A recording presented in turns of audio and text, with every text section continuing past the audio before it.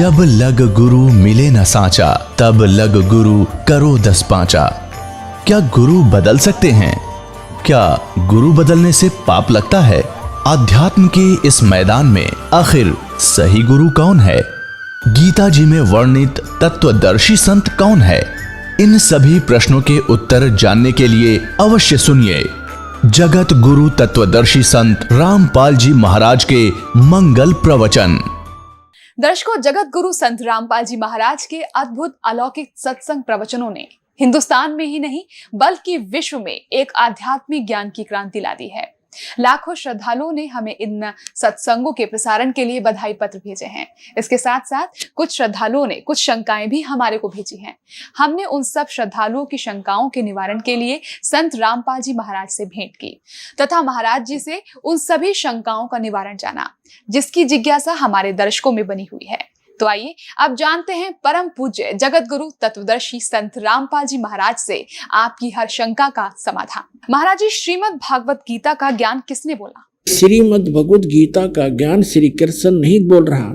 श्री कृष्ण के अंदर प्रवेश करके ये ब्रह्म बोल रहा है, सरपुरुष बोल रहा है, ये काल बोल रहा है।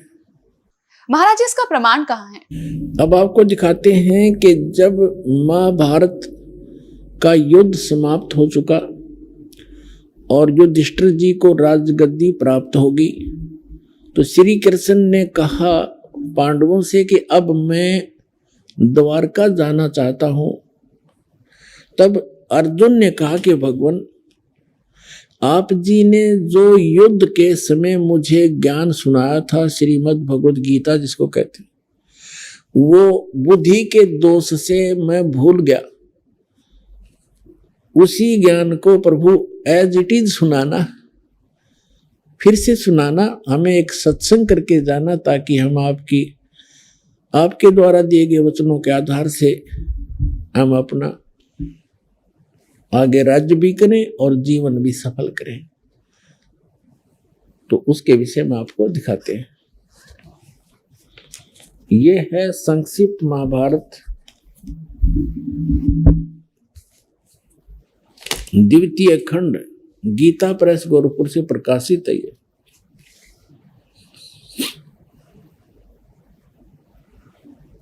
और कहां से छपा है? इसके अनुवादक भी वही हैं, द्वितीय खंड, संपादक तथा संशोधक जयदयाल गोविंद का, और ये यहां से छपी है।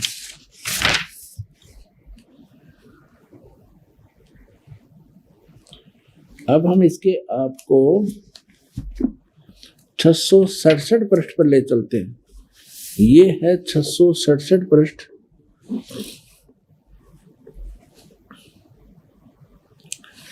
और यहां से हम शुरू करते हैं।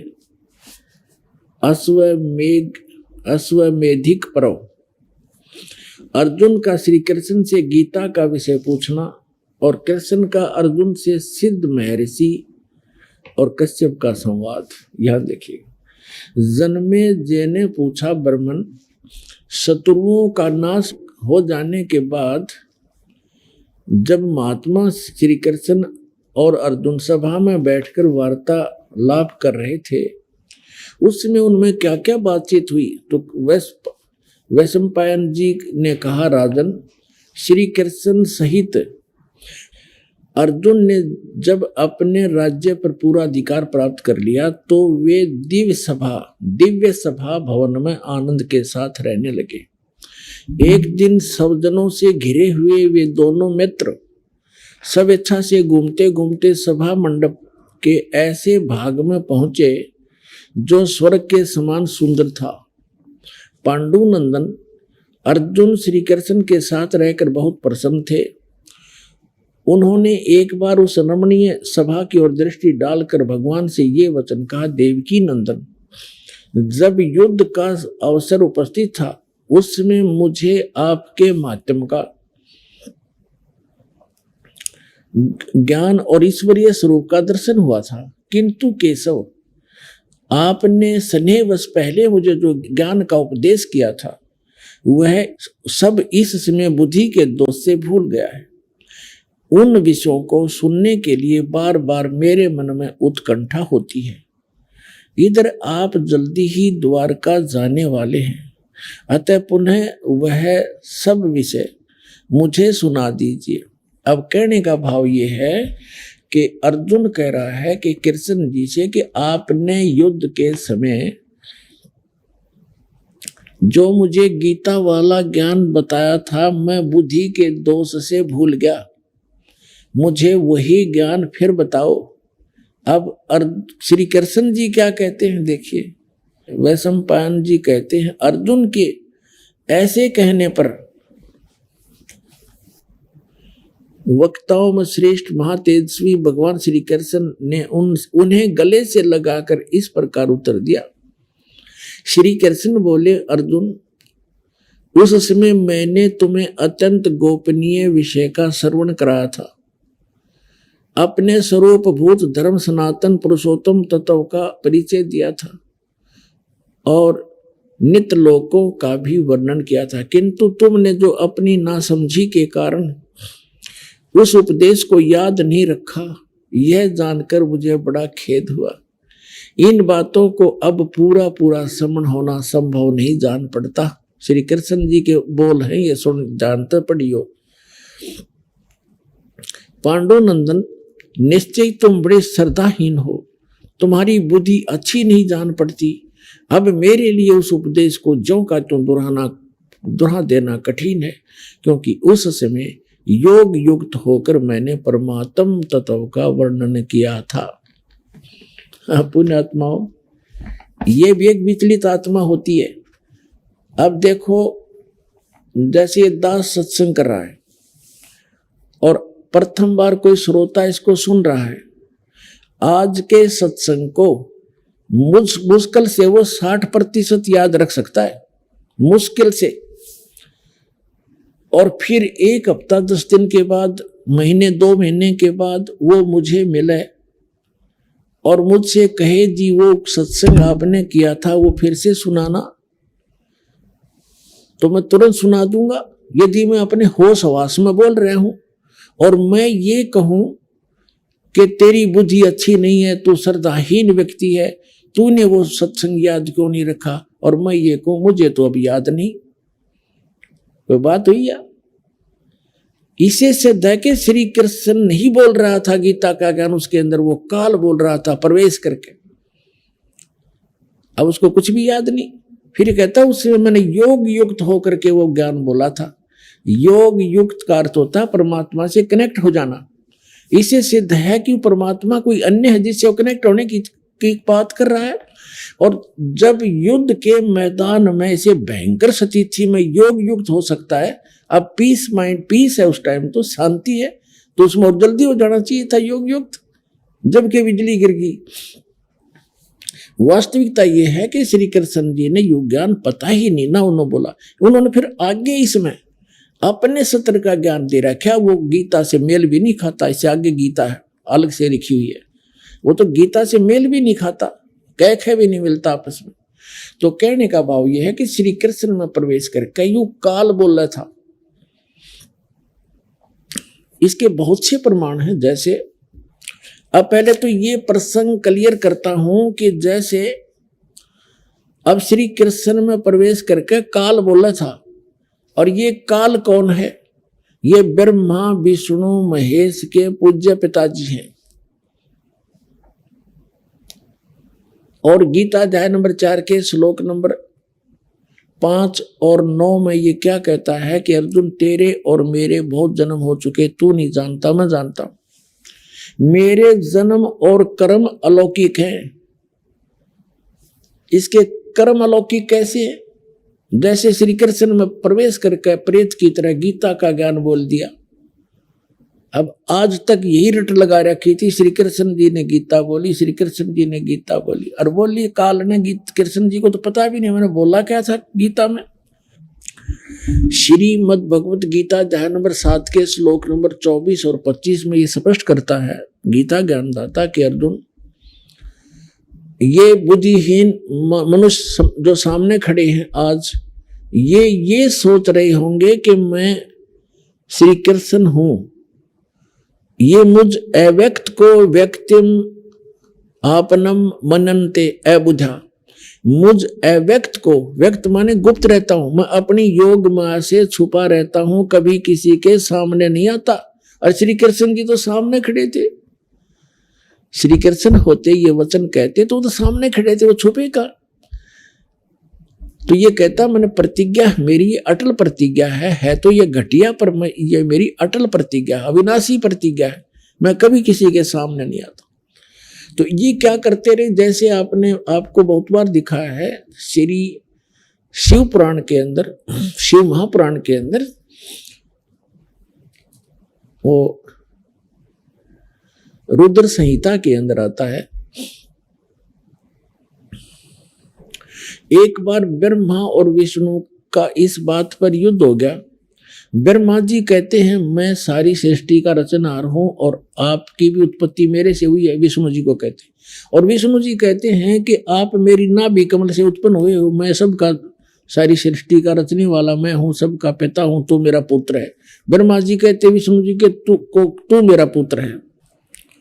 अब इनको ये भ्रम कैसे हुआ, इनको ये भ्रम ऐसे होता है जैसे ऋषि लोगों ने समाधिस्थ होने की चेष्टाएं की और इसने प्रतिज्ञा कर रखी है मैं कभी अपने ओरिजिनल रूप में दिखाई नहीं दूंगा, किसी को दर्शन नहीं दूं। ये क्या करता है, जैसे ऋषि महर्षियों ने समाधिस्थ हुए और समाधि दशा में किसी को ब्रह्मा के रूप में दर्शन दे दिए, तो उसने, उस ऋषि ने सब जगह जो है गुणगान कर दिए कि ये ब्रह्मा जी स्वयं मालिक है, ये अपने आप को छुपाए बैठे हैं, ये जगत पिता है, मैंने समाधि दशा में इनके दर्शन हुए। इस बात से ब्रह्मा जी फूल गए, 10, 20, 50 ने ऐसे कह दिया और किसी को विष्णु जी के रूप में दर्शन दे दिए। तो उसने कहा कि विष्णु जी यही पूर्ण परमात्मा है, मैंने समाधि दशा में इनके दर्शन हुए, ये अपने आप को छुपाए हुए, ये जगत के मालिक हैं, जगत के रचने वाले हैं, ये सारा समर्थ है। तो उससे विष्णु जी को भ्रम हो गया कि मैं ही रचने वाला हूं, सारे मुझे ही कहने लग रहे। किसी को शंकर भगवान के रूप में दर्शन दे दिए समाधि दशा में, अंदर अंतःकरण में। तो उसने बता दिया कि शंकर भगवान जो ये बैठे तमोगुण, यही सर्वशक्तिमान है, कालज्ञ मृत्युंजय सर्वज्ञ सर्वपुष, सारी सृष्टि के रचना। वहां ब्रह्मा और विष्णु जी को भ्रम हो गया, तो उनका युद्ध हो गया। फिर वो बीच में एक स्तंभ खड़ा करा, पिल्लर खड़ा करा, लिंग, तो उन दोनों का युद्ध समाप्त किया। तब ये काल आ गया अपने पुत्र शिव का रूप धारण करके। ये अपने वास्तविक रूप में नहीं आता, इसका वास्तविक रूप कौन सा है, जो श्रीमद् भगवत गीता का ज्ञान देते समय युद्ध के मैदान में दिखा था इसने। 1000 भुजा का है ये, सहस्रा बाहु है ये। ब्रह्मा विष्णु महेश केवल 4 भुजा बना सकते हैं, दुर्गा केवल 8 भुजा बना सकती है, इससे ज्यादा नहीं है। और ये 1000 भुजा से लेकर और 10 भुजा और 4 भुजा और 2 भुजा में बना सकता है। तो ये ऐसे अपना वास्तविक रूप इसका वो 1000 भुजा, वो काल रूप है, वो इसका वास्तविक रूप है। तो उस वास्तविक रूप में ये कभी किसी को दर्शन नहीं देता, इसने प्रतिज्ञा कर रखी है। तो इसी का एक प्रमाण दिखाते हैं श्री विष्णु पुराण के अंदर कि एक बार राक्षसों का और देवताओं का युद्ध हो गया। देवता युद्ध में हार गए और राक्षस विजयी हो गए। देवता वहां से भागकर समुद्र के किनारे जाकर के तपस्या करने लगे। हे भगवान, हे सच्चिदानंद, हे सर्वशक्तिमान, हे शेषया पर विराजमान होने वाले, वो लगे साधना, वो करने लगे स्तुति। तो विष्णु रूप धारण करके यूं काल आ गया और इसने उनसे कहा कि तुम्हारा जो भी अभिष्ट है, जो तुम्हारे मन में जो तुम्हारे दुख है, वो मैंने जान लिया है और मैं ऐसे ऐसे करूंगा। पढ़ के सुनाता हूं आपको, फिर अच्छा समझ में आएगा। ये देखिएगा श्री विष्णु पुराण, गीता प्रेस गोरखपुर से प्रकाशित।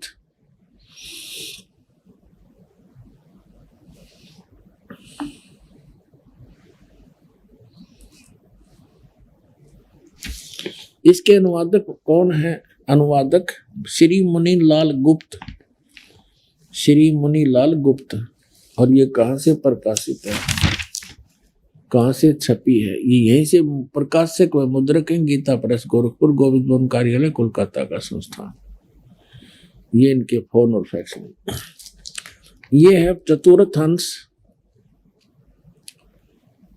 और ये 233 पृष्ठ पे हम यहां पढ़ेंगे। पुरिंजय का भी एक दूसरा नाम पढ़ा। यहां लिखा कि पूर्व काल में त्रेता युग में एक बार अति भीषण देव असुर संग्राम हुआ। देवताओं और राक्षसों का युद्ध हुआ। उसमें महाबलवान दैत्य गण से पराजित हुए देवताओं ने भगवान विष्णु की आराधना की। तब आदि अनंत शून्य अशेष जगत प्रतिपालक श्री नारायण ने देवताओं को प्रसन्न होकर कहा, आप लोगों का जो कुछ अभिष्ट है वह मैंने जान लिया है। उसके विषय में यह बात सुनिए। राज ऋषि ससाद का जो पुरंजय नामक पुत्र है, उस अक्षत्रिय श्रेष्ठ के शरीर में मैं अंश मात्र से अवतीर्ण होकर, यानी कुछ समय के लिए उसमें प्रवेश करूंगा, इस पुरंजय के शरीर में होकर उन संपूर्ण दैत्यों का नाश करूंगा। तुम लोग पुरंजय को दैत्यों के वध के लिए तैयार करो। अब कहता है मेरे कर्म अलौकिक हैं। ये कर्म अलौकिक क्यों हैं कि पुरंजय के अंदर जो पुरंजय को खड़ा कर लिया, असुर और देवता आमने सामने युद्ध के लिए खड़े हो गए और यूं काल जो है पुरंजय के शरीर में प्रवेश कर गया और वो राक्षसों को मार डाला। अब और दिखाता हूं 243 पृष्ठ पे चतुर्थ अंश ही चल रहा है, अध्याय 3 का श्री विष्णु पुराण 242 पृष्ठ पे तीसरा अध्याय। यह है पूर्व काल में रसातल में मोने नामक 6 करोड़ गंधर्व रहते थे।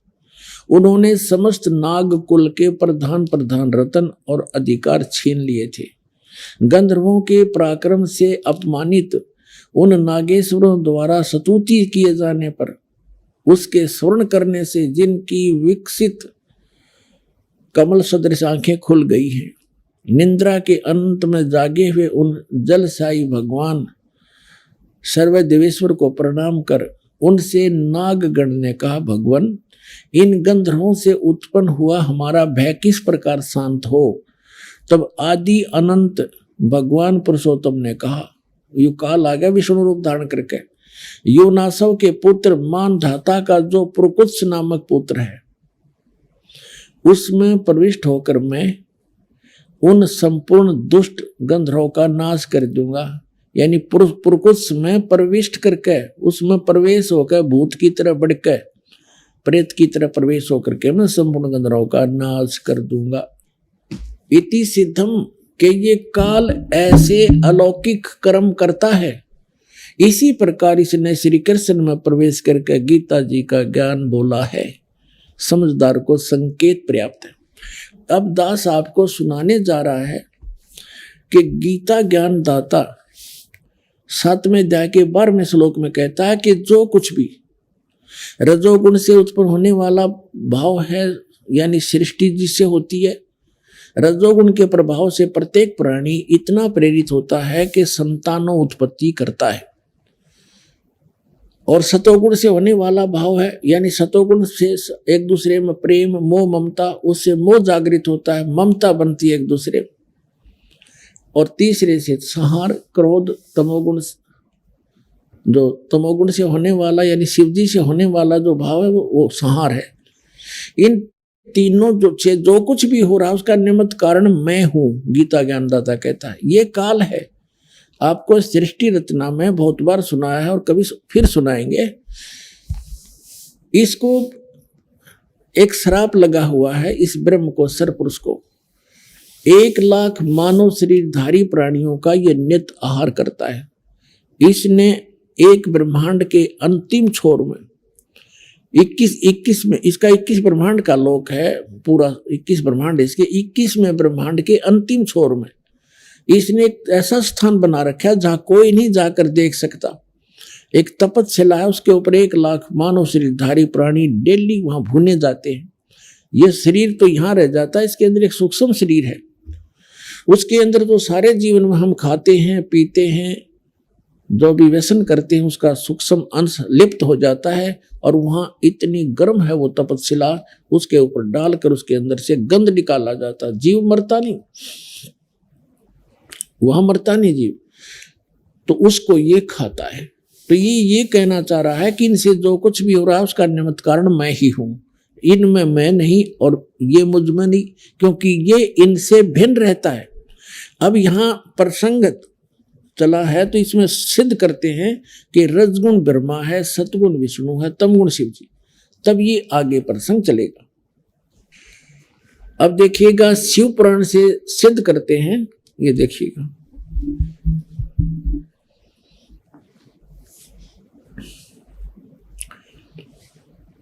ये गीता प्रेस गोरखपुर से प्रकाशित है।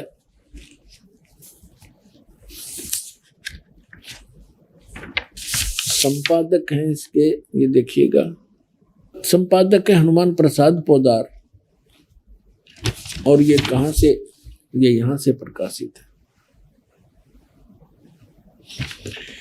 ये है रुद्र संहिता और संक्षिप्त शिव पुराण, पृष्ठ नंबर 110 पे, गीता प्रेस गोरखपुर से प्रकाशित, सचित्र मोटा टाइप।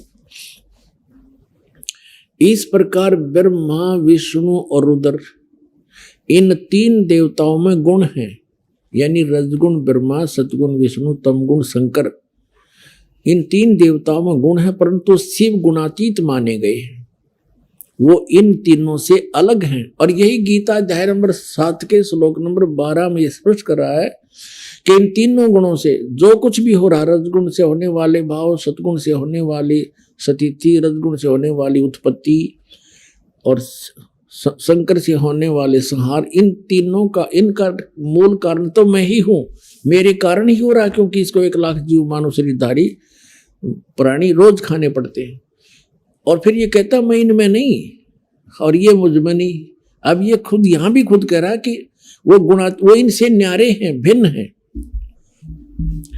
अब ये कंसेप्ट और क्लियर करना पड़ेगा। यहाँ एक और शंका उत्पन्न हो जाएगी कि ब्रह्मा विष्णु रुद्र, तो रुद्र अन्य भी है, एक जो 8 रुद्रों का, 11 रुद्रों का सरदार है, वो रुद्र अलग है, और उन सभी रुद्रों का मुखिया ये शंकर भी है, तमोगुण शंकर, इसलिए इसको भी रुद्र कहते हैं, और 11 रुद्र अन्य भी है। तो ये भी स्पष्ट करना पड़ेगा कि ये ब्रह्मा विष्णु रुद्र और ये महेश इनसे अलग है, ये इनका पिता। ये देखिएगा, एक समय जैसे दास ने बताया था कि ब्रह्मा और विष्णु का आपस में इस बात पर युद्ध हो गया। ब्रह्मा जी कहने लगे तू मेरा पुत्र है विष्णु जी से, और विष्णु जी कहने लगे तू मेरा पुत्र है। इन दोनों का झगड़ा हो गया, तो इनके बीच में एक लिंग खड़ा कर दिया, स्तंभ, तेजो में स्तंभ, और ये फिर युद्ध करना बंद कर गए, उसके और छोर को खोजने में लग गए। फिर वहां अपने पुत्र शिव के रूप में ये खुद आकर खड़ा हो गया, ये काल भगवान। और फिर इनको कैसे संबोधित करता है ब्रह्मा और विष्णु को, सुनिएगा। ये देखिएगा विद्वेश्वर संहिता, ये है विद्वेश्वर संहिता और संक्षिप्त शिव पुराण 24 पृष्ठ पे। ये तो थोड़ा सा सीन देखें, यहां ब्रह्मा और विष्णु के बीच में ये लिंग खड़ा कर दिया, स्तंभ तेजो में।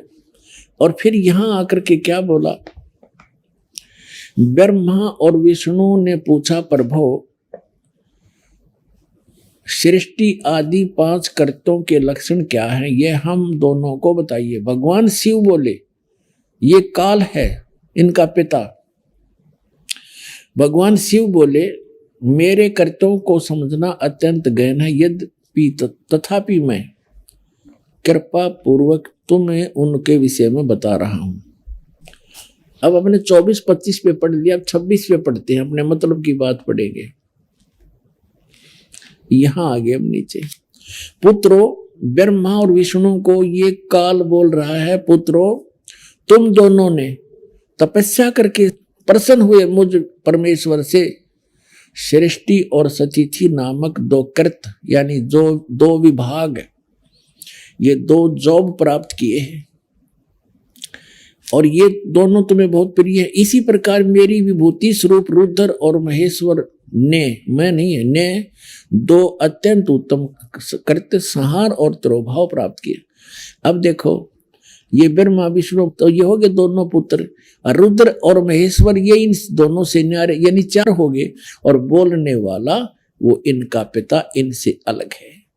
अब यहां फिर और देखते हैं, स्पष्ट हो जाता है। यहां देखो, मैंने पूर्व काल में अपने स्वरूप भूत मंत्र का उपदेश किया है जो ओंकार के रूप में प्रसिद्ध है और वह महामंगलकारी मंत्र है। सबसे पहले मेरे मुख से ओंकार ओम प्रकट हुआ जो मेरे स्वरूप का बोध कराने वाला है। ओंकार वाचक है, मैं वाच्य हूं, यह मंत्र मेरा स्वरूप ही है। प्रतिदिन ओंकार का निरंतर स्मरण करने से मेरा ही सदा स्मरण होता है। मेरे उत्तरवर्ती मुख से आकार का, पश्चिम मुख से उकार का, दक्षिण मुख से मकार का और पूर्ववर्ती मुख से बिंदु तथा मध्यवर्ती मुख से नाद का प्राकट्य हुआ। इस प्रकार 5 अवयव से युक्त ओंकार का विस्तार हुआ है। इन सभी अवयव से एकीभूत होकर यह प्रणव ओम नामक एक अक्षर हो गया। अब यहां हमने देखना है कि ये ओम एक अक्षर जो है ये ब्रह्मा विष्णु महेश के पिताजी का है। और वो कौन है? वो ब्रह्म है, वो काल है। ये ब्रह्म का मंत्र है ओम। गीता अध्याय नंबर 8 के श्लोक नंबर 13 में ये गीता ज्ञानदाता गीता बोल रहा है। इसे ये भी स्पष्ट होता जाएगा। ओम इति एकाक्षरम ब्रह्म व्यवहारण मामनुसमरण। ये देखिएगा, अब हमने शिवपुराण रख दिया, श्रीमद् भगवत गीता उठा लिया। गीता प्रेस ग्रुप से प्रकाशित है। 8वें अध्याय का 8वां अध्याय श्रीमद् भगवत गीता, ये 13वां श्लोक यहां शुरू होता है। ये 13वां श्लोक यहां पर है। इसमें क्या है? ओम इति एकाक्षरम ब्रह्म व्यवहारण माम अनुसमरण ये प्रयाति तजन देहम स याति परमाम गतिम। गीता ज्ञानदाता कह रहा है कि माम ब्रह्म, मुझ ब्रह्म का ओम इति एकाक्षरम, यह ओम एक अक्षर है, नथिंग एल्स। व्यवहारण मन उच्चारण करके अनुसमन सुमन करता हुआ ये प्रयति तजन देहम, जो संसार शरीर छोड़कर जाते समय तक इसका जाप करता है, जाता है, सयाति परमाम गति। इसका सुमन करता हुआ जो शरीर छोड़कर जाता सयाति परमाम गति। इस ओम से मिलने वाली, ये ओम यह उदाहरण है। जो पुरुष ओम ओम ओम, ये एक अक्षर हो गया ओम। इति, इस एक अक्षर ब्रह्म को उच्चारण करता हुआ मां मुझ निर्गुण ब्रह्म का चिंतन करता हुआ शरीर को त्याग कर जाता है, वह पुरुष परम गति को प्राप्त होता है। अब इसे ये सिद्ध हो गया कि शिव महापुराण में स्पष्ट हो गया कि ये ब्रह्मा विष्णु महेश रुद्र से जो 5वां है वो इनका पिता है। वो शिव पुराण का वहां संदेश दे रहा है और वो कह रहा है कि मेरा ओम मंत्र है। ओम ये 5 अवयवों से एकीभूत होकर एक ओंकार प्रणव रूप में ओंकार एक अक्षर हो गया। और यहाँ 8वें अध्याय के 13वें श्लोक में गीता जी में स्पष्ट कर रहा है, ये गीता ज्ञान दे रहा है कि ओम इति एकाक्षरम, यह ओम एक अक्षर जो है माम ब्रह्म, मुझ ब्रह्म का एक ओम अक्षर है, नथिंग एल्स। और सुमन करता हुआ, इसका उच्चारण करके सुमन करता हुआ यह प्रियाति तजन देव, जो शरीर छोड़कर जाता है या अंतिम सांस तक सिमरण करता है, सयाति परमाम गति, वह परम गति को प्राप्त होता है। कौन सी परम गति? जो ओम से, ओम की जाप से मिलने वाली है। वो क्या? ब्रह्मलोक। अभी आपने देवी भागवत में पढ़ा था कि देवी कह रही है हिमालय राजा को कि गीता प्रेस गोरखपुर से प्रकाशित श्री देवी भागवत सचित्र मोटा टाइप, जिसके 562 और 63 पृष्ठ पर देवी खुद स्पष्ट कर रही है हिमालय राजा को कि और सब पूजाएं त्याग दो, ब्रह्म का जाप करो, उसका एक ओम मंत्र है, वो ब्रह्मलोक में रहता है, उसको पा जाओगे। तो ओम के जाप से ब्रह्मलोक प्राप्ति है। गीता अध्याय नंबर 8 के श्लोक नंबर 16 में लिखा है कि ब्रह्मलोक पर्यंत सब पुनरावृत्ति में वहां गए प्राणी भी जन्म मृत्यु में आते। ये देखिएगा, ये वही श्रीमद् भगवत गीता, इसके 8वें अध्याय के अब 16वें श्लोक में क्या कहा है कि हे अर्जुन, ब्रह्मलोक पर्यंत सब लोग पुनरावृत्ति में, पुनरावृत्ति का इन्होंने यहां विश्लेषण भी किया है, अर्थात जिनको प्राप्त होकर पीछे संसार में आना पड़े ऐसे। तो इसे सिद्ध हो गया कि इससे भी परम गति नहीं हुई, क्योंकि जन्म मृत्यु है तब तक वो ये जीव सुखी नहीं हो सकता। और गीता अध्याय नंबर 15 के श्लोक नंबर 4 में कहा है कि तत्वदर्शी संत और तत्व ज्ञान की प्राप्ति के उपरांत परमेश्वर के उस परम पद की खोज करनी चाहिए, जहां जाने के बाद साधक फिर लौटकर कभी संसार में नहीं आते। इसे सिद्ध है कि श्री कृष्ण नहीं बोल रहा था गीता का ज्ञान, उसके अंदर वो काल बोल रहा था प्रवेश करके। महाराज जी, क्या श्री ब्रह्मा जी, श्री विष्णु जी तथा श्री शिव जी की जन्म मृत्यु होती है? ब्रह्मा विष्णु महेश की जन्म मृत्यु होती है, ये अविनाशी नहीं है। महाराज जी, इसका प्रमाण कहाँ है? देखिएगा, श्रीमद् देवी भागवत 3रा स्कंद, ये गीता प्रेस गोरखपुर से प्रकाशित है। ये देखिएगा, इसके ये सचित्र मोटा टाइप, केवल हिंदी, संपादक हनुमान प्रसाद पोदार, चिमनलाल गोस्वामी, और ये यहां से प्रकाशित है, मुद्रित और प्रकाशित। ये गीता प्रेस गोरखपुर से है। गीता भवन कार्यालय कोलकाता का संस्थान, गीता प्रेस गोरखपुर। इसके 123 पृष्ठ पर ले चलते हैं आपको, बिल्कुल 2 मिनट में सारी कहानी समझ में आ जाएगी। 123 पृष्ठ पे ये 3रा स्कंद। भगवान विष्णु अपनी माता दुर्गा की महिमा स्तुति करते हुए, उनकी स्तुति करते हुए बोल रहे हैं, तुम शुद्ध स्वरूपा हो, यह सारा संसार तुम से उद्भासित हो रहा है। मैं ब्रह्मा और शंकर, हम सभी तुम्हारी कृपा से विद्यमान हैं। हमारा आविर्भाव माने जन्म, तिरोभाव माने मृत्यु। हमारा तो जन्म और मृत्यु हुआ करता है, केवल तुम ही नित्य हो, जगत जननी हो, प्रकृति और सनातनी देवी हो। ये प्रकृति शब्द याद रखना कि दुर्गा को प्रकृति भी कहते हैं। जिस समय दास आपको श्रीमद् भगवत गीता में यह सिद्ध करेगा कि ब्रह्मा विष्णु महेश की उत्पत्ति दुर्गा से हुई है और वेदों गीता में वर्णित है, उस समय प्रकृति शब्द आपका काम आओगा कि प्रकृति दुर्गा को कहते हैं।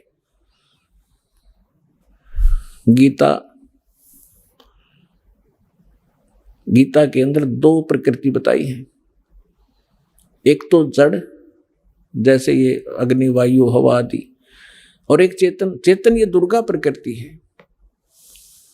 तो इसलिए कहते हैं तुम आप ही प्रकृति हो। और फिर भगवान शंकर क्या कहते हैं, देखिएगा, भगवान शंकर बोले, देवी यदि महाभाग विष्णु तुम्ही से प्रकट हुए हैं, उनके बाद उत्पन्न होने वाले ब्रह्मा भी तुम्हारे बालक हुए, फिर मैं तमोगुणी लीला करने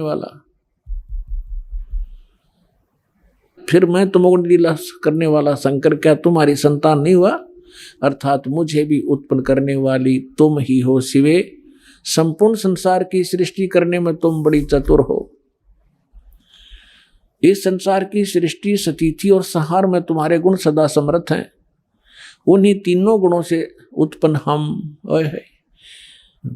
हम ब्रह्मा विष्णु एवं शंकर नियमानुसार कार्य में तत्पर रहते हैं। अपने आत्माओं, इस पवित्र पुराण के चंद पंक्तियों ने 4-5 कंसेप्ट क्लियर कर दिए। नंबर 1, ब्रह्मा विष्णु महेश की जन्म मृत्यु होती है, ये अविनाशी नहीं है। दूसरा ये कर दिया कि दुर्गा प्रकृति को कहते हैं। तीसरा ये हो गया कि प्रकृति दुर्गा इनकी माँ है। और चौथा ये हो गया कि रजगुण ब्रह्मा है, सतगुण विष्णु, तमगुण शिव जी। और पांचवा ये हो गया कि ये भगवान केवल वर्क डन दे सकते हैं, जैसा जिसका कर्म है इसमें ये कोई परिवर्तन नहीं कर सकते। ये इससे सिद्ध हो गया।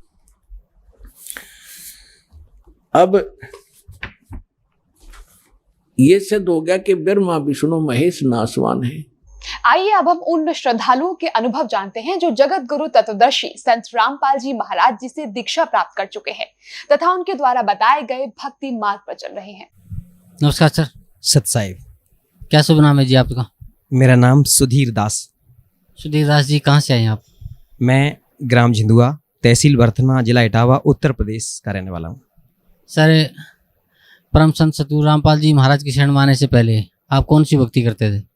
परम संत रामपाल जी महाराज की शरण में आने से पहले मैं श्रीमद् भागवत कथा किया करता था, और उस कथा को करके हम अपने आप को बहुत बड़ा विद्वान समझते थे और बहुत ही ये सोचा करते थे कि मैं जो कर रहा हूँ, हरि की भक्ति भी हो रही है और पेट का धंधा भी हो रहा है। लेकिन संत रामपाल जी महाराज की शरण में आने के बाद ये पता चला था कि मैं तो बहुत ही पाप इकट्ठा कर रहा हूँ। सर, आप कथावाचक थे, श्रीमद् भागवत कथा आप करते थे, भगवत गीता जी की कथा आप करते थे और अपने आप को एक बहुत बड़ा विद्वान समझते थे और इससे आपकी रोजी रोटी भी चलती थी और आप समझते थे कि ये भगवान की भक्ति भी साथ साथ हो रही है। तो फिर सर आप परम संत सतगुरु रामपाल जी महाराज की शरण में कैसे आए? संत रामपाल जी की शरण में आने से पहले मैं कथा भागवत जो करता था, तो ये एक बड़ी लंबी कहानी है, बड़ी रोचक कथा। मैं कथा भागवत करने के उद्देश्य से बम्बई में गया हुआ था, तो ट्रेन में मैं चल रहा था। वहाँ पर मुझे ये पुस्तक भक्ति सौदागर को संदेश मिली। हमारी दो बहनें थीं जो उस ट्रेन में जो पुस्तक बांट रही थीं, तो एक तो मतलब जो टेम्पलेट ले रखा था उन्होंने और पीछे से दूसरी पुस्तक लेकर के चल रही थीं। तो टेम्पलेट पर मैंने देखा है कि कौन ब्रह्मा का पिता है, कौन विष्णु की माता, शंकर का दादा कौन है। इस तरीके के जो सवाल मेरे दिमाग में कभी उठे भी नहीं थे, ऐसे सवाल देख करके मैं तो बड़ा हैरान रह गया। और जब मैंने पूछा, मैंने कि भाई ये पुस्तक कहाँ मिलेगी, तो उन्होंने इशारा किया कि वो पीछे हमारी बहन जी आ रही हैं, वो आपको ये पुस्तक देंगी। तो मैंने वो पुस्तक ले ली। पुस्तक को जैसे ही संयोग से मैंने खोला तो उस पर ये संसार रूपी उल्टा वृक्ष का चित्र जो छपा हुआ था, उस चित्र को देख करके मैंने देखा उस पर जड़ पर पूर्ण ब्रह्म परमेश्वर कबीर साहब की तस्वीर लगी हुई थी। तो मैं चूंकि अपने आप को बहुत बड़ा विद्वान मानता था और मैंने उसको देख करके मैंने हंसना शुरू किया। मैंने कहा ये देखो, कबीर को परमेश्वर बता दिया पूर्ण ब्रह्म, और ये ब्रह्मा विष्णु महेश को तो डालियां बता रखा है इसमें। तो वो हमारी बहन जो पुस्तक लेकर के चल रही थी, तो उन्होंने कहा कि आप क्या जानते हो कबीर साहब के बारे में? मैंने कि मैं सब कुछ जानता हूँ, ये तो एक जुलाहा थे और लहर तारा तालाब के किनारे नीरू और नीमा को पड़े हुए मिली थे, ये तो किसी विधवा ब्राह्मणी के पैदा हुए थे। तो वो कहने लगी कि आप मूर्ख हो। मैं उस समय, जैसे आज ये पैंट शर्ट पहन रखे हैं मैंने, उस समय तो मैं कुर्ता और धोती में रहता था, क्योंकि मैं अपने आप को बहुत बड़ा वक्ता मानता था। मैंने कहा कि मैं तो सब कुछ जानता हूँ, आप ऐसे कहते हो, मैं तो कथावाचक हूँ। वो हमारी बहन बोले कि आप कुछ नहीं जानते हो, आप मूर्ख हो। इस शब्द को सुन करके मैंने अपने आप को वहाँ उस भरी ट्रेन में बड़ा अपमानित महसूस किया। मैंने सोचा, मैंने चलो ज़्यादा बात को नहीं बढ़ाऊंगा। मैंने कहा बहन जी आपकी पुस्तक कितने की है? कि बोले 10 रुपये की। मैंने वो पुस्तक ले ली और पुस्तक को पढ़ना शुरू किया। तो जहाँ मैं जा रहा था, थोड़ी ही पुस्तक पढ़ पाई, तब तक मैं वहाँ पहुँच गया और उस घर में जहाँ मेरा प्रोग्राम था वहाँ पहुँच गया मैं। फिर उसको मैंने स्टेप बाय स्टेप जब पढ़ना शुरू किया, तो कभी तो मन में आता, बोले कितना घटिया लिखा है इसमें, तो गलत लिखा है, ऐसा नहीं है, वैसा नहीं है। बड़े दिमाग में उल्टे सीधे प्रश्न आ रहे थे। लेकिन फिर जैसे जैसे पढ़ते गए तो बर्दाश्त जब नहीं हुआ, एक जगह जाकर के मुझे रुक जाना पड़ा। उसमें लिखा था कि द्रौपदी का चीर कृष्ण ने नहीं बढ़ाया था, वो पूर्ण ब्रह्म परमेश्वर कबीर साहब ने बढ़ाया था।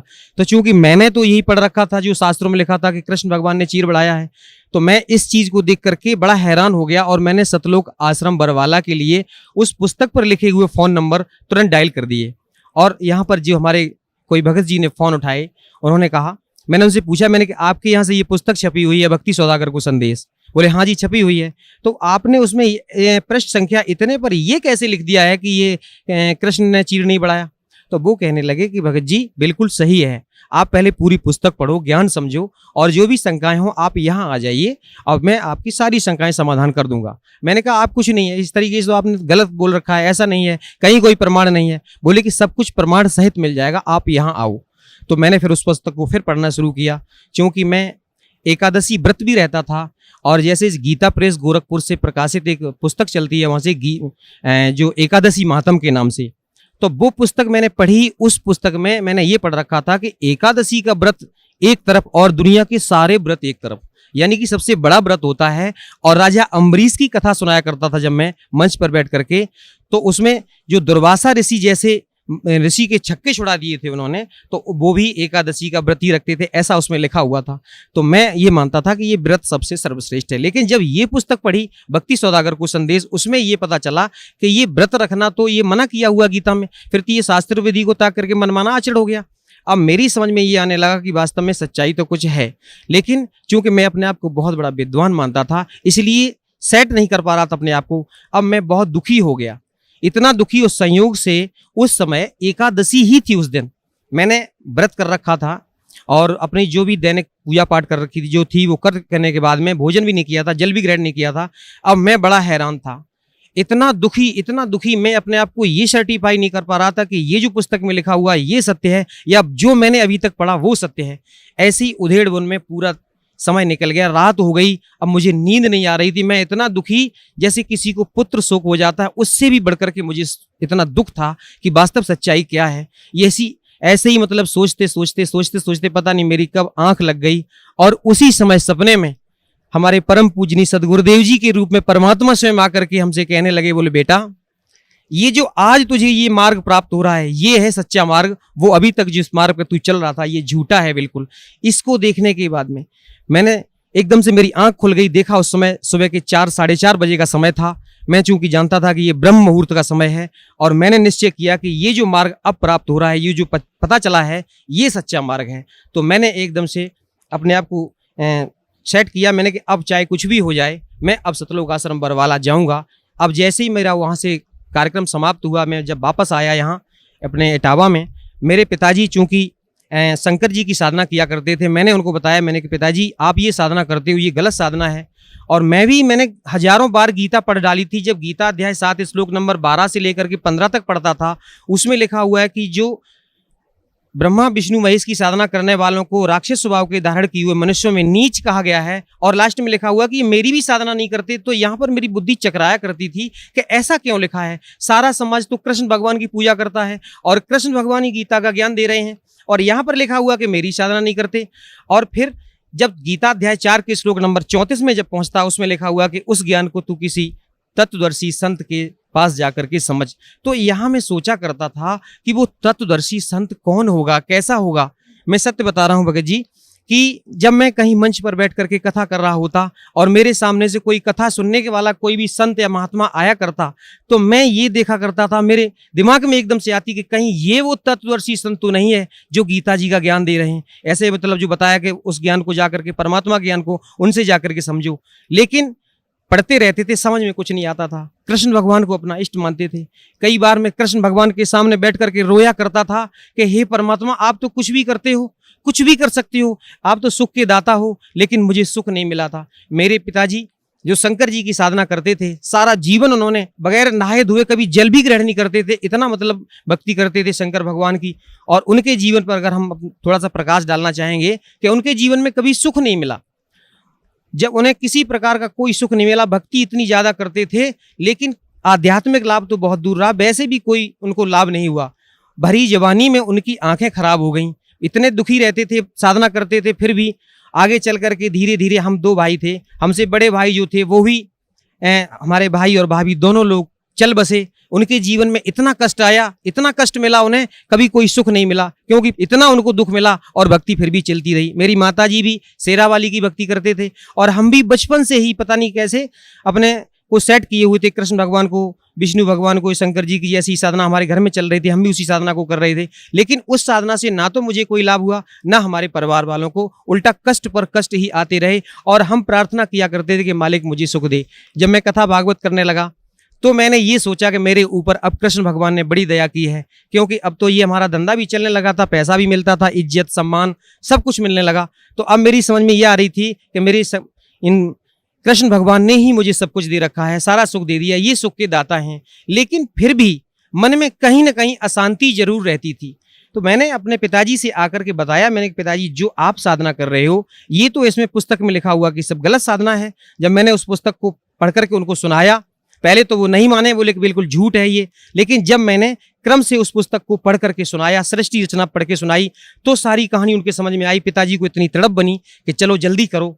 उस समय हम उनको लेकर के और सतलोक आश्रम बरवाला के लिए चले। तो हमारे गांव के और भी भगत लोग चल दिए, लगभग 12-15 लोगों को लेकर के हम यहाँ पर आ रहे थे।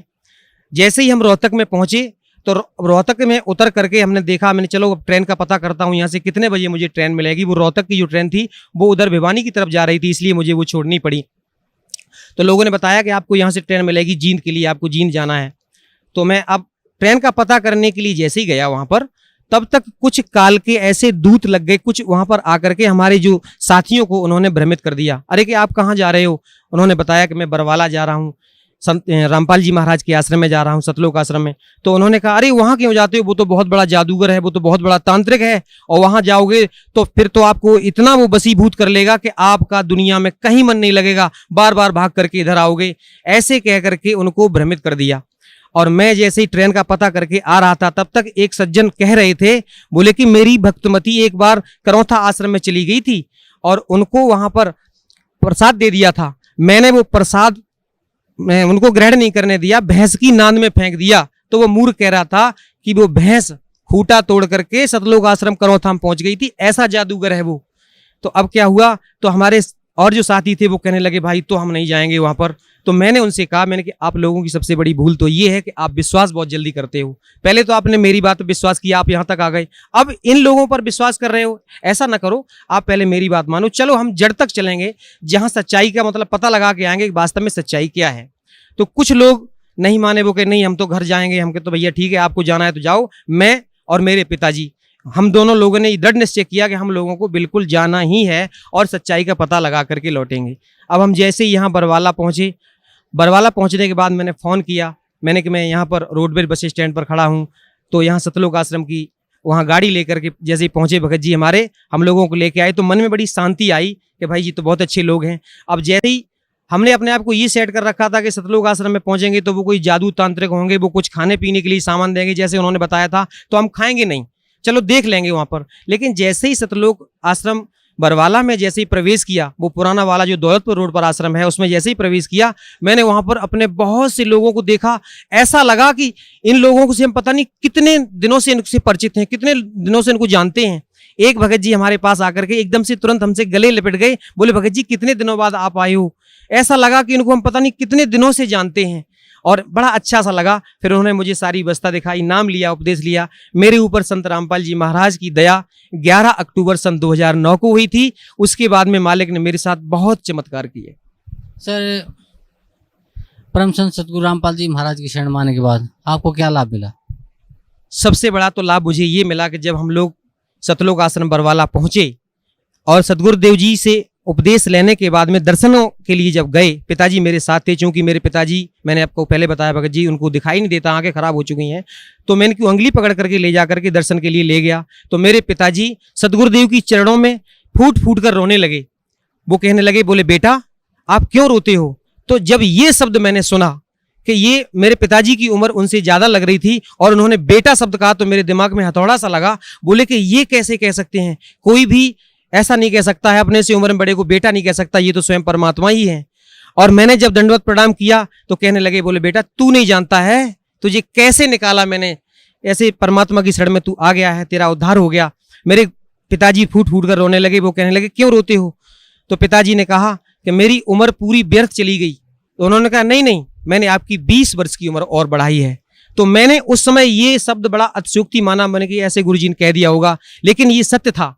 हम लोग जब उपदेश लेने के बाद घर वापस पहुंचे, पिताजी पर एकदम अचानक उन पर अटैक पड़ा और इतनी हालत उनकी बिगड़ने लगी, मुझे ऐसा लगा कि अब इनकी मृत्यु होने वाली है। लेकिन परमात्मा ने ये शब्द बोला था, मुझे उस पर विश्वास था कि कोई भी संत होता है, जो परम संत होते हैं, सदगुरु होते हैं, वो झूठ नहीं बोलते हैं, जो कह देते हैं वो सत्य होता है। मैंने तुरंत सतलोक आश्रम बरवाला में फ़ोन लगाया और उनको बताया, मैंने भगत जी मेरे पिताजी की हालत ऐसे ऐसे बहुत ज़्यादा ख़राब हो रही है। तो उन्होंने कहा कि अमृत जल और प्रसाद जो रखा है उसको दे दो और दंडवत प्रणाम करने के बाद में परमात्मा से प्रार्थना करो और जितनी जल्दी हो सके आप शीघ्र यहाँ ले आओ। भगत जी 2 बार अटैक पड़ा उनको और उसके बाद में हालत जैसे ही मैंने उनको प्रसाद और अमृत जल दिया उनकी हालत में तुरंत सुधार हो गया। उसके बाद में मैं तुरंत ही वहां से निकला और सतलोक आश्रम बरवाला में आकर के सदगुरु देव जी के चरणों में दंडवत प्रणाम किया और इस तरीके से मालिक ने आज तक अब मेरे पिताजी को किसी प्रकार की कोई दिक्कत नहीं है और जैसा उन्होंने कहा था कि उनकी उम्र बढ़ाई है वो बिल्कुल स्वस्थ है। इस समय उनकी उम्र लगभग 86 वर्ष की हो रही है। उसके बाद में हमारे साथ और बहुत से चमत्कार किए, मेरी स्वयं उम्र बढ़ाई, मेरे बच्चे को जीवन दान दिया। एक बच्चा मेरा बड़ा वाला एक दिन एक पेड़ पर जमनी खाने के लिए चढ़ गया था और उस पेड़ से अचानक वो गिरा। जहां पर गिरा था वहां पर चारा खिलाने के लिए, बैलों को चारा खिलाने के लिए ये नांद जो बना रखी होती है उसके और बीच में एक खूंटा गड़ा हुआ था, उनके दोनों के बीच में गिरा। अगर मान लीजिए सिर उसकी उसमें लगता पक्की चट्टान सी थी तो सिर फट जाता तो उसकी मृत्यु हो जाती। अगर खूंटे के ऊपर गिरता कहीं भी मतलब पेट में या कहीं घुस जाता तो उसकी मृत्यु हो जाती। उस दिन उसका मृत्यु योग था, लेकिन मालिक ने इतनी दया की कि उस नांद और खूंटे के बीच में वो गिरा।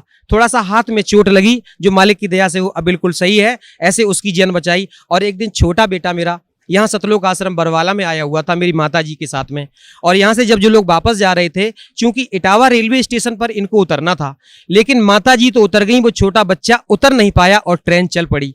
ट्रेन चल पड़ी तो माताजी एकदम दहाड़े मार मार के रोने लगी कि मेरा बच्चा चला गया, मेरा बच्चा चला गया। हमारे और भी गुरु भाई हमारी माताजी के साथ में थे, उन्होंने मेरे पास फ़ोन किया, बोले भगत जी आपका छोटा बेटा ट्रेन से नहीं उतर पाया है और माताजी इस तरीके से बहुत ज़्यादा रो रही हैं। तो मैंने उनसे कहा कि माताजी से आप कहो कि वो चुपचाप घर जाएं, वो परमात्मा का बच्चा है, वो मेरा बच्चा नहीं है, मालिक अपने आप दया करेंगे, वो बच्चा अपने आप घर आ जाएगा, आप चिंता ना करो। चूंकि मैं घर पे था तो ये फ़ोन पर वार्ता हो रही थी, हमारे पड़ोसी और लोग सुन रहे थे, तो वो उनको पता चला वो क्या हो गया है। तो मैंने कहा मैंने ऐसे ऐसे छोटा बेटा जो है वो ट्रेन में बैठा चला गया, वो उतर नहीं पाया है। तो वो लोग हंसी उड़ाने लगे, खिल्ली करने लगे कि आप तो कहते हो आपके परमात्मा है संत रामपाल जी महाराज, तो अब देखो अब परमात्मा होंगे। तो मैंने कहा आप चिंता ना करो, आप ऐसा मत बोलो, आप नहीं जानते हो वो परमात्मा ही है और अभी बच्चा देखना थोड़ी देर बाद अपने आप वापस आ जाएगा।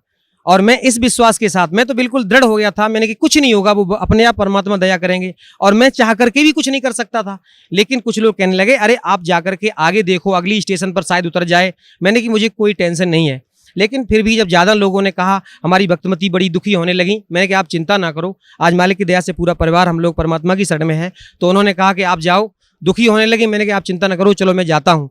तो मैंने जैसे ही घर से और निकला था तो मैं क्या देख रहा हूं कि उधर से वो बच्चा मेरा अपने आप चला आ रहा है रोड पर। अब मैं उसके पास पहुंचा, मैंने पूछा मैंने माताजी को कहाँ छोड़ दिया। वो कहने लगे माताजी इटावा में उतर गई थी, मैं उतर नहीं पाया। मैंने कहा आप कहाँ उतरे हो? तो अगला स्टेशन जो था वो वहां उतर गया। जैसे मान लीजिए छोटा सा बालक था और उससे कोई कह रहा, बोले बेटा यहाँ उतर जाओ। उसका जो बैग था उसमें दीक्षा फार्म था यहाँ सतलोक आश्रम बरवाला का, वो चला गया, सारे कपड़े चले गए और वो बच्चा उतर के आ गया। तो मैंने बेटा तुम यहाँ कैसे पहुंचे? तो वो कहने लगा कि कोई अंकल जी आए थे और मुझे साइकिल पर बिठा करके इधर से लेकर के इधर आए। तो मैंने कि वो चले किधर गए? बोले वापस चले गए। मैं समझ गया कि ये परमात्मा का ही काम है, ये कोई जीव की ताकत नहीं, ऐसा नहीं कर सकता है। और मेरे साथ में मेरी स्वयं उम्र बढ़ाई मालिक ने। मैं एक बार भिंड जिले से लौट करके अपने इटावा आ रहा था, मारुति वैन में आगे बैठा हुआ था, 60-65 की स्पीड में मारुति वैन। ड्राइवर ने उसको बहुत कंट्रोल किया, लेकिन पता नहीं उसकी स्टीयरिंग फेल हो गई, क्या हो गया, वो सीधी जाकर के एक दीवार में घुस गई। तो आगे का जो डैशबोर्ड था, मैं आगे ही बैठा हुआ था क्योंकि ड्राइवर के साथ में, तो ड्राइवर की जो साइड थी उसने अपनी साइड तो बचा ली, लेकिन जिस साइड में मैं बैठा हुआ था वो एकदम से ऐसी गाड़ी पिस गई, मैं उसमें फंस गया। तो मैंने अपने आप को ऐसा महसूस किया कि मेरी दोनों टांगें कट चुकी हैं और नीचे से, यहाँ से लेकर के नीचे का धड़ जो है वो मेरा समाप्त हो गया है और अब तेरी मृत्यु निश्चित है। उसी समय जैसे मान लो मेरे से कोई कह रहा है कि बेटा सतनाम का जाप कर, मैंने सतनाम का जैसे ही जाप किया, अभी 2 मिनट ही हुए थे, एकदम से शरीर में चेतना हुई। जैसे मान ली मैंने अपने आप को महसूस किया हो कि कोई मुझे नीचे से एकदम से आशीर्वाद दे करके, बिल्कुल वो परमात्मा की दया थी कि मेरा शरीर बिल्कुल सही है। मैंने अपने आप को सही महसूस किया कि टांगे भी सुरक्षित हैं और भी किसी प्रकार की कोई दिक्कत नहीं है। अब क्या हुआ, मुझे चूंकि मैं फंस गया था, पीछे खींच करके निकाला गया और हमारी चोट भी यहाँ पर लगी हुई थी, बहुत ज्यादा ब्लड निकल रहा था। उस दिन मेरा मृत्यु योग था, लेकिन मालिक ने मेरे ऊपर दया की, मुझे जीवन दान दिया। मुझे अनायास ही वो शब्द याद आ गए जो मैंने कभी बचपन में किसी तांत्रिक से पूछा था। एक बार मैंने एक तांत्रिक से, वो हाथ देखने वाला आ गया था, उससे मैंने अपने जीवन, चूंकि दिखाया करते थे पहले, ऐसे धारणा बनी रहती थी, तो उसने मुझे बताया था, बोले बेटा आपकी 35 वर्ष की आयु में मृत्यु हो जाएगी। तो मैंने ये झूठ माना था और उसने ये भी कह दिया था कि आपके भाई की भी मृत्यु 35 वर्ष में हुई है और आपकी भी मृत्यु 35 वर्ष में होगी। उस दिन मैंने, जब वो दिन तुरंत मुझे याद आ गया, उस दिन दास ये पूरा 35 वर्ष का हो चुका था। तो मैंने समझ लिया कि ये मालिक ने दया की, आज मेरा मृत्यु योग था। इस तरीके से मुझे मालिक ने मुझे भी जीवन दान दिया, मेरे ऊपर बड़ी दया की। सर, परम संत सतगुरु रामपाल जी महाराज से नाम उपदेश लेने के बाद आपको बहुत से लाभ मिले, आपको जीवन दान भी मिला, आपके बच्चों को जीवन दान मिला, आपके पिताजी को भी जीवन दान मिला। तो सर, भक्त समाज को आप क्या संदेश देना चाहते हैं? सबसे पहले तो मैं साधना चैनल वालों का बहुत धन्यवाद करना चाहूँगा कि उन्होंने सच्चाई हम लोगों तक पहुँचाई। हम लोगों को पता ही नहीं था कि वास्तव में सच्चाई क्या होती है, और साधना चैनल वालों का मैं बहुत ही आभारी हूं। और खास तौर से मैं अपनी बहन नेहा शर्मा का धन्यवाद करना चाहूँगा कि जिस तरीके से उन्होंने हम लोगों के सामने उस कार्यक्रम को जो पेश किया है, उससे लोगों को बहुत अच्छी तरीके से समझ में आ रहा है। और साधना चैनल वालों का इतना धन्यवाद करना चाहूँगा कि उन्होंने सच्चाई को हम लोगों तक पहुँचाया, और मीडिया का काम भी यही है कि सच्चाई को सामने पहुँचाए।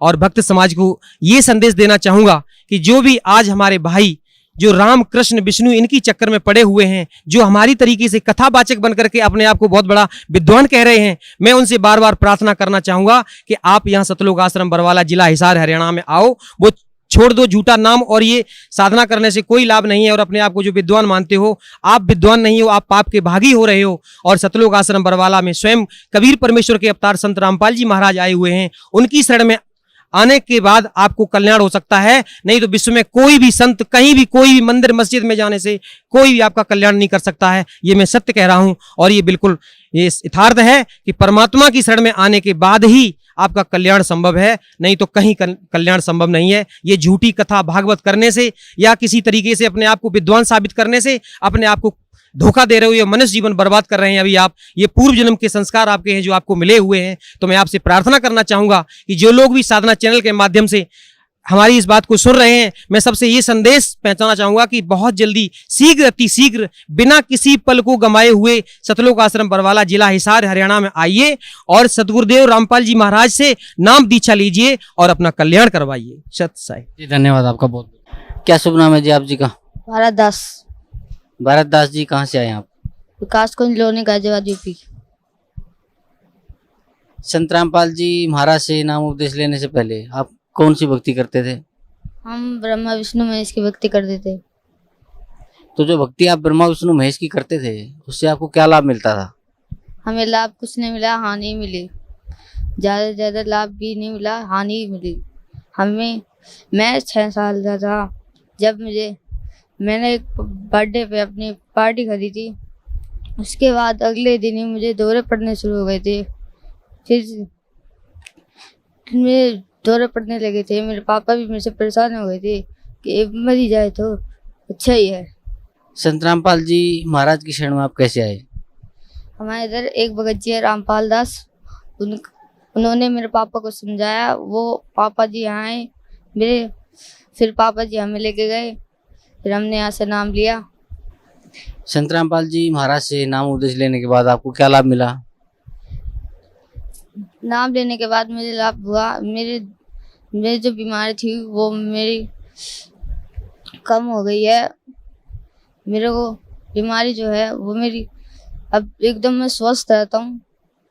ज़्यादा मेरे को दौरे नहीं पड़ते, मैं एकदम स्वस्थ हूँ। तो भगत समाज को क्या संदेश देना चाहते हैं आप? भगत समाज को मैं यही संदेश देना चाहता हूँ कि सतलोक बरवाला आश्रम में आइए। बंदी छोड़ सतगुरु रामपाल जी महाराज आए हुए हैं, पूर्ण परमात्मा आए हुए हैं। सभी भक्तों से प्रार्थना है कि बंदी छोड़ सतगुरु रामपाल जी महाराज की शरण में आए। जी, धन्यवाद आपका, बहुत बहुत धन्यवाद।